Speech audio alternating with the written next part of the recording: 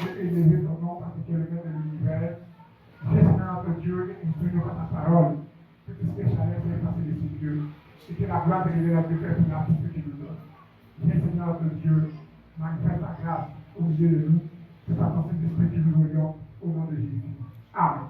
Amen. Alléluia. Nous allons aujourd'hui aborder un thème important. Et ce thème-là, nous allons le tirer du livre de Jacques.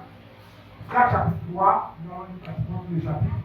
Mais si quelqu'un a trouvé, la personne va nous faire la lecture très rapidement. Mes frères, il y a parmi vous un grand nombre de personnes qui se mettent à enseigner. Car vous savez que nous serons jugés plus sévèrement. Nous bronchons tous de plusieurs manières. Si quelqu'un ne bronche point en parole, cet homme parfait est capable de tenir tout son corps tranquille. Si nous mettons le mort dans la bouche des chevaux, pour qu'ils nous obéissent, nous dirigeons aussi leur corps entier. Voici, même les navires qui sont plus grands que poussent les doigts impétueux sont dirigés par un très petit gouvernail au gré du pilote. De même, la langue est un petit membre et elle se vend de grandes choses. Voici comme un petit feu peut embraser une grande forêt. La langue aussi est un feu. C'est le monde de l'iniquité. La langue est placée parmi nos membres, souillant tout le corps et enflammant le cours de la vie. Étant elle-même enflammée par la géhenne, toutes les espèces de bêtes et d'oiseaux, de reptiles, d'animaux marins sont domptés et ont été domptés par la nature humaine. Même la langue, aucun homme ne peut la dompter. C'est un mal qu'on ne peut réprimer. Elle est pleine d'un venin mortel. Par elle, nous bénissons le Seigneur notre Père, et par elle, nous maudissons les hommes faits à l'image de Dieu. De la même bouche sortent la bénédiction et la malédiction. Il ne faut pas, mes frères, qu'il en soit ainsi. La source fait jaillit par la même couverture, l'eau douce et l'eau amère. Infligez, mes frères, peut-il produire des olives ou une vigne des figues? De l'eau salée ne peut pas non plus produire de l'eau douce. Lequel d'entre vous est sage et intelligent? Il montre ses œuvres par une bonne conduite avec la douceur et la sagesse. Mais si vous avez dans votre cœur un zèle amer, un fruit de dispute, ne vous glorifiez pas et ne mentez pas contre la vérité. Cette sagesse n'est point celle qui vient d'en haut, mais elle terrestre. Mais elle est terrestre, charnelle et diabolique. Verset 7. Car là où il y a un zèle amer et un esprit de dispute, il y a du désordre et toutes sortes de mauvaises actions. Verset 17. La sagesse d'en haut est la première, pure, ensuite pacifique, modérée, conciliante, pleine de miséricorde et de bons fruits, exemple de duplicité et d'hypocrisie. Verset 18. Le fruit de la justice est semé dans la paix par ceux qui recherchent la paix. Amen. La paix, c'est à ça que le fruit de la justice est semé dans la paix par ceux qui cherchent la paix. Alléluia. Amen. Alléluia. Amen. Nous devons être chrétiens, être des hommes qui cherchent la paix. Qui semons la paix et qui aimons la paix. Alléluia. Et la recherche de la paix et la seconde de la paix passe d'abord par une étroite surveillance de nos paroles, donc de notre langue. Et donc aujourd'hui, nous allons parler du sujet de nos paroles, de nos langues, de notre manière de nous adresser aux autres. L'apôtre Jacques commence ce passage en disant: frères et frères, qu'il n'y ait pas parmi vous un grand nombre de personnes qui se mettent à enseigner. Car vous savez que nous serons jugés plus sévèrement. Alléluia. Vous savez, ceux qui enseignent la parole de Dieu seront jugés plus sévèrement. Et c'est pourquoi il est important, avant de chercher un prédicateur, d'être d'abord converti, de bien connaître Jésus. Parce que il y a beaucoup de prédicateurs qui ne connaissent pas le Seigneur, qui ne sont pas convertis et qui enseignent. C'est facile aujourd'hui d'aller sur Internet, taper un tel, faire des recherches, venir s'arrêter devant les gens pour prêcher. En réalité, dans l'évangile, la première bonne prédication, c'est notre propre personne. Alléluia. Notre être, notre caractère, pas mieux que 1000 paroles que nous prononçons. Mais là, aujourd'hui n'est pas l'objet de mon sujet. Mon sujet commence par le verset qui suit, en disant ceci. Il dit, nous branchons tous de plusieurs manières. Si quelqu'un ne branche point en parole, c'est un homme parfait, capable de tenir tout son corps en vie. Vous savez, nous pouvons nous comporter tous de mauvaises manières, de plusieurs manières. Mais la fois Jacques dit que si quelqu'un ne branche point en parole, si quelqu'un ne pêche pas en parole, cet homme-là est un homme parfait, capable de tenir tout son corps en bride. Vous savez, beaucoup de nos soucis commencent à l'intérieur, prennent forme souvent par nos paroles. Et beaucoup de chrétiens ont un problème avec ça, avec la parole. Certains ne savent même pas parler aux gens. Ils sont chrétiens. Quand tu parles de moi, c'est comme ça, moi je suis. Le juge n'a pas agressé. C'est-à-dire, le juge ne parle pas faire mal. Ça, quand vous ne voulez pas aujourd'hui. Ils ont même les bonjour, ça fait mal aux gens. C'est-à-dire, la manière de dire bonjour, c'est effrayant. Et ils sont dans l'église. Et aujourd'hui, l'église connaît beaucoup de problèmes à cause de ce que plusieurs de ses membres ne savent pas vraiment tenir les langues en bride. Il dit, si nous mettons le morse dans la bouche des chevaux pour qu'ils nous obéissent, nous dirigeons aussi leur corps tout entier. Donc, le morse est dispositif qu'on met à la bouche d'un cheval pour le diriger. Et une fois que le cheval est pris par ce mécanisme, celui qui monte le cheval peut diriger tout son corps. Et l'apôtre Jacques prend cet exemple-là pour dire, si nous savons tenir notre langue, nous saurons aussi diriger tout notre corps, tout notre être. Alléluia.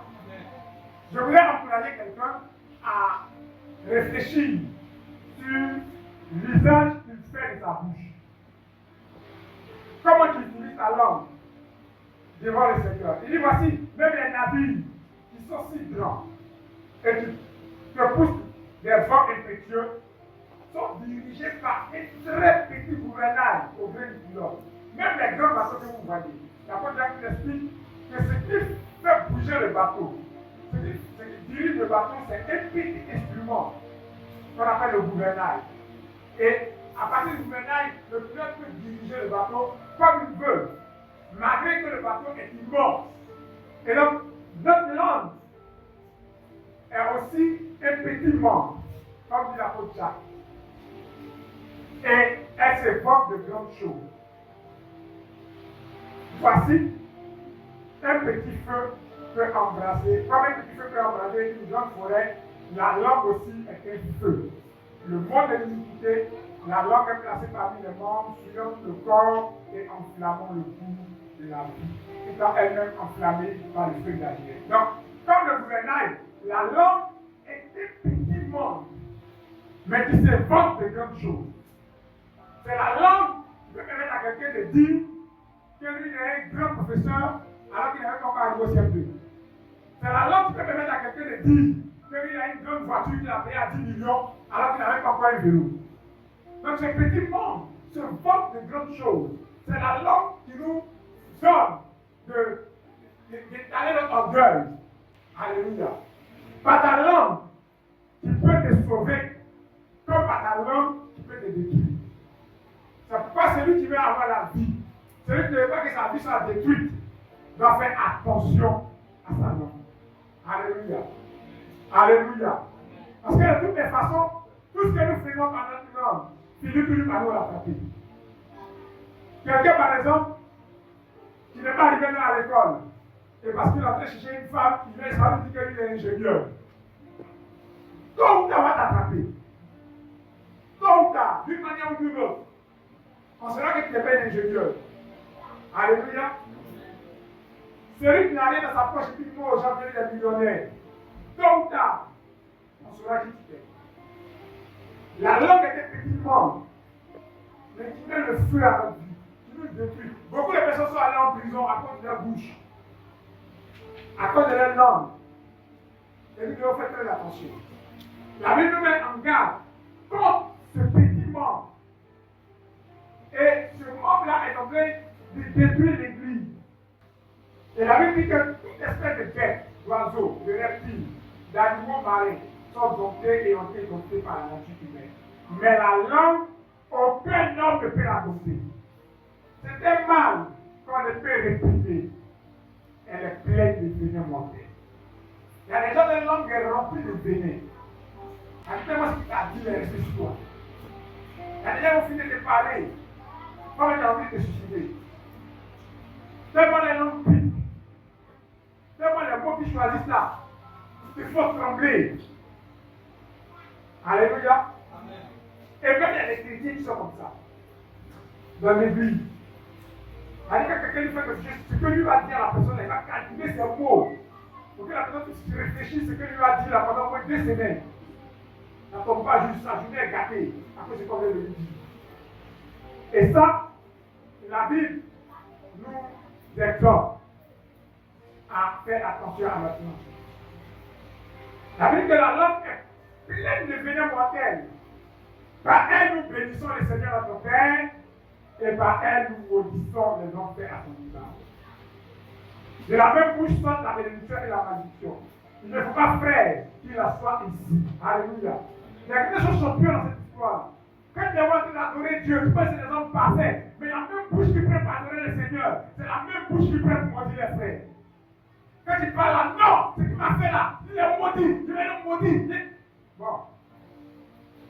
Dieu ne nous a pas appris à nous maudire les uns les autres. Et surtout, nos parents, en particulier nos mamans, elles n'ont pas maudit les enfants. La même bouche qui prend pour adorer Dieu, la même bouche qui prend pour maudire ton enfant. Qu'est-ce que tu espères? Et demain, quand les enfants ont des problèmes, c'est maintenant vous courez après les prophètes, après les pasteurs, après les hommes de Dieu, pour qu'eux puissent gêner pendant que vous mangez en paix. Parents, apprenez à ne jamais avoir l'habitude de maudire vos enfants. Même si ton enfant a déconné, comment? Il ne faut pas prêter le feu au diable en le maudissant. Donne-lui des conseils et bénis-le. Tu peux lui dire, ah mon enfant, tu es un bon enfant, mais là, tu as déconné. Mais Dieu va te toucher, un jour tu vas changer. Mais tu es maudit, tu ne vas jamais réussir. C'est quel fou enfant il y a eu au monde? Qu'est-ce qu'il a fait à Dieu pour avoir un enfant comme toi? Vous venez maudire quand vous mettez Dieu dedans. C'est comme si Dieu il a mal fait de vous donner un enfant. Pendant que ton enfant est en train de déconner, il y a des chercheurs enfants qui ne trouvent pas. Donc il faut bénir Dieu, parce que Dieu t'a donné un enfant. Même si tu penses qu'il est voyou, prie Dieu pour lui. Permets à Dieu de le toucher. Écoutez-moi très bien. Vos prières peuvent changer vos enfants.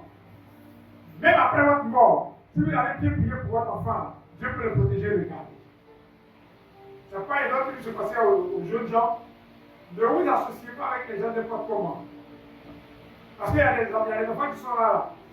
Ils n'ont pas un bon caractère, mais les parents prient pour eux. Ils peuvent être drogués, un braqueur. Mais ses parents ont décidé de prier que Dieu les protège, que Dieu les garde. Ils peuvent vous entraîner d'aller braquer ensemble. Quand la question vous va tuer quelqu'un, toi ils vont te tuer, lui va le laisser. Parce que la prière de ses enfants, ses parents le protègent. Toi qui n'as aucune prière qui te protège, tu arrêtes d'associer avec quelqu'un qui fume la drogue va te tuer. Alléluia. Alléluia. Donc priez pour vos enfants. Pour être les maudits. Ça, c'est alors comment question de parler. Tu n'es pas intelligent, tu ne vas jamais réussir. Ton enfant à l'école, il a pris gagner. Toi, tu es bête, tu ne vas jamais réussir. Bon, comme tu as dit que tu ne vas jamais réussir, si l'année prochaine on va pas gagner, on va te plaindre. Mais si tu lui dis, ah, tu as été gagné, ça c'est grave. Mais avant de dire l'année prochaine, Dieu va te dire. Il faut travailler, il faut étudier. Il faut venir étudier, ça ne veut pas qu'il puisse prendre des livres. Et puis, par la grâce de Dieu, tu peux réussir l'année prochaine. Il y a un événement qui avait passé un temps avec nous ici. Il ne s'intéressait pas aux études et tout, il était en troisième. Et quand il a échoué, il a pleuré ici devant les gens. Voilà, c'est que la leçon de l'année prochaine, ça va aller. Cette année, l'année passée, c'est l'année difficile. Alléluia. Mais si on a un maudit pour dire que toi, quand tu n'es pas là, tu n'écoutes pas, tu es là, tu ne vas jamais avoir de PC, c'est fini pour toi. Dès qu'il finit de prononcer cette parole, le diable va la récupérer et il va commencer à travailler avec ça. Et à sa mort, il a dit qu'il faut qu'il va réussir. Donc on va aider sa maman à atteindre son but. Alléluia. Parce que toutes nos paroles, ce sont des prières qu'on adresse dans le monde spirituel. Et ça va avoir ses effets. Alléluia. Donc nous devons veiller sur nos paroles. Nous devons apprendre à parler aux gens. C'est vrai que c'est difficile. Parce que quelqu'un a chauffé ton cœur. Donc toi aussi, il faut lui montrer que toi, on joue pas avec toi.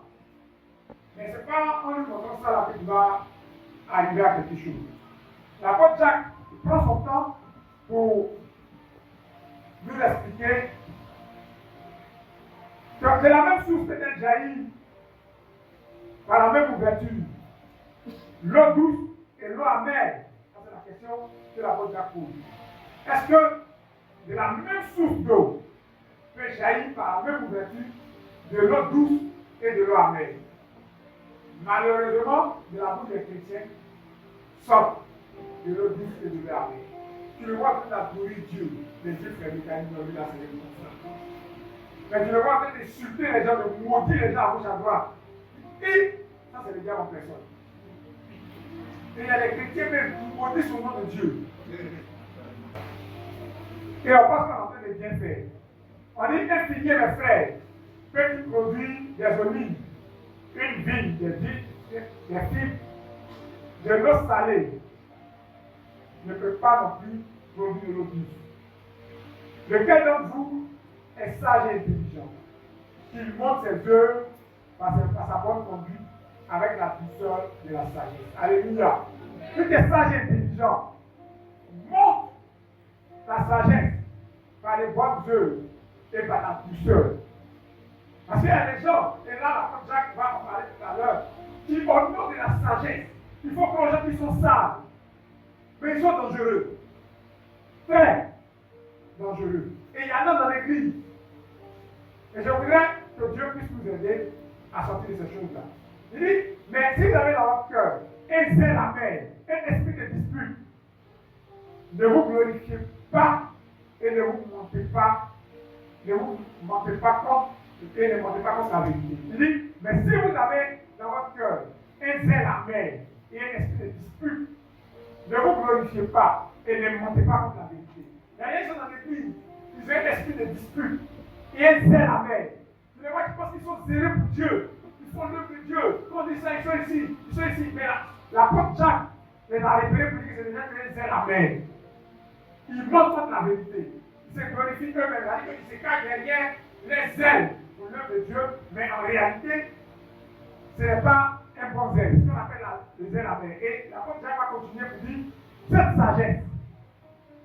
Et si elle est dans ton cœur, il faudrait que tu puisses demander pardon à Dieu pour la détruire et la remplacer par la vraie sagesse de Dieu. Ça veut dire que cette sagesse ne précède qui vient d'en haut, mais elle est terrestre. D'abord, écoutez bien la progression de la fin de l'apôtre Jacques. Elle est terrestre, charnelle et diabolique. Là où tu penses que tu es sage et puis tu vas mélanger les gens, ça veut dire que tu te lèves, tu vas prendre là, tu le montes. Et puis tu le laisses, tu vas prendre l'autre, tu le montes. Contre l'autre dans l'église. Avec cette sagesse-là, elle est terrestre, charnelle et ensuite diabolique. Ça veut dire que c'est pas Dieu qui utilise. Pourquoi tu crois intelligent comme par exemple dans l'église, il y a des levés. Vous allez voir la sœur Marielle. Vous lui dites, Marielle. C'est l'enfant musical avec les billes. Le Seigneur qui est toi. Oh! Elle est venue chez moi. C'est qu'elle m'a dit, toi là. Si elle te dit là, c'est pas moi. Mais t'as déjà dit, et puis après ça, j'espère que Mariette fasse un faux fiche même là. Ce qu'elle a fait là. Vous dites elle-même là. Elle parle de moi, elle-même là. Elle est pas bonne. Dès que Marie dit elle est pas bonne, tu dis chez Marie que chez elle. Elle vit.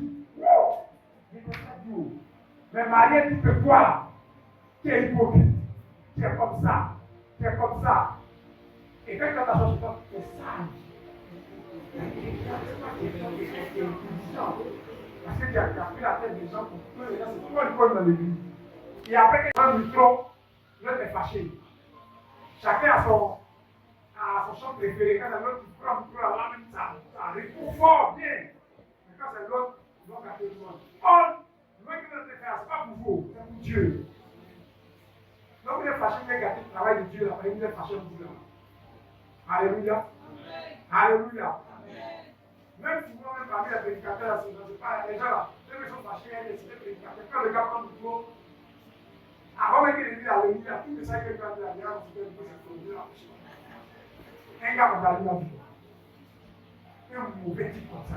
C'est-à-dire que notre prédication du type là, au lieu de dire sur la parole, c'est un mauvais gars comme ça. Dieu aussi la parole. C'est-à-dire que s'il pouvait se lever dans l'église pour dire, ne l'écoutez pas. Quand c'est l'église, c'est sur la tête, tout le monde qui a son prêche. Deux personnes pour regarder, quand le gars il fait comme pour un sort. Il va m'enseigner. Alléluia. Alléluia. Maintenant, quelqu'un va dire Proverbe 12, verset 6. Proverbe 12, verset 6. Les paroles des méchants sont des embûches pour verser du sang. Les paroles des méchants sont des embûches pour verser du sang. Mais la bouche des hommes droits est une délivrance. Donc la bouche des hommes droits est une délivrance. Il y a des gens dans les paroles là, c'est pourtant l'embûche. Vous mélangez les gens. Il va venir, ce qu'il n'a pas vu, ce qu'il va venir dire. Les gens sont mariés, sa femme aller au marché, il va passer derrière. Il va venir, il a vu ta femme au marché, il est posé avec le boucher. Fais attention, je t'ai rien dit. Mais en tout cas, fais attention. Le monsieur si est là, peut-être qu'avant, il avait des idées bizarres. On regarde ça qui me sert à lui. On va mettre un peu en bien cadeau. Il y a des femmes, on les a chassées comme ça, par exemple, elles sont noticieux. J'ai vu ta femme ici. Ta femme était en voiture. J'ai vu que la preuve dans la voiture. Surtout, femme n'a pas la chanson. Elle m'a au marché, si elle était gentille. Il allait te délivrer. C'est fini. Oh! La femme, vous l'avez vu. Au destin. Il y a une femme qui a pris la voiture noire. On détruit la voiture maintenant. Avant que la femme n'arrive bien, le diable développé toutes les questions de fédération. C'est bien où? À quelle heure? La voiture noire, ça vous dit? Tu veux dire? Elle n'avait pas le temps de classer. Non! Tu veux dire? Tu veux dire quoi? On n'a pas pris la voiture? On n'a pas pris la voiture. Ah voilà!